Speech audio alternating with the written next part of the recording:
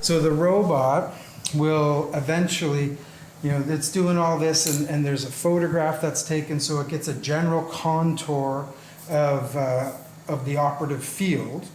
So it kind of knows all that sort of stuff. And then because this is rigidly attached to the table and things don't move, then that arm will move in space. Then if we want to bring in an instrument to verify or do some work or whatever, then the camera will pick up these like little spheres like this that are on the instrument, and then it'll be able to say, well, we know it's this instrument because the configuration of these spheres is this, and through 3D space or whatever, it's going to be pointing at here, and you say, yeah, I'm pointing at the right thing.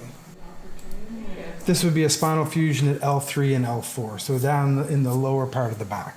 This is kind of like a cross-sectional view of one of the spinal bones, okay? So this is, somebody's on their stomach is the way this is set up. So this is the front, this is the back, this is typically where we'd be operating through.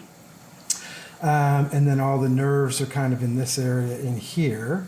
You think it's like where you want it to be, but because of the angle, you kind of twist it in a little bit, and you're going in by where the nerves are and stuff. And that's what you don't want, right? If I put this in, even though this is exactly where I want it to be, because of the accuracy of your hand or what have you, you could be here or you could be here.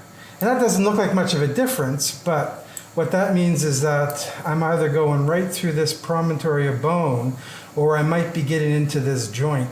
And if you get into this joint, then you might set up some more rapid wear and tear over the ensuing years and need to have another operation. So what the robot enables us to do is enables us to combine the planning that we want and the accuracy that we want, and then just say, robot, go to this spot, and it goes, and you put your screw in, and then you go to the next one. So once we get things set up, then there's this is the little working piece that goes on here. So this is going to attach on.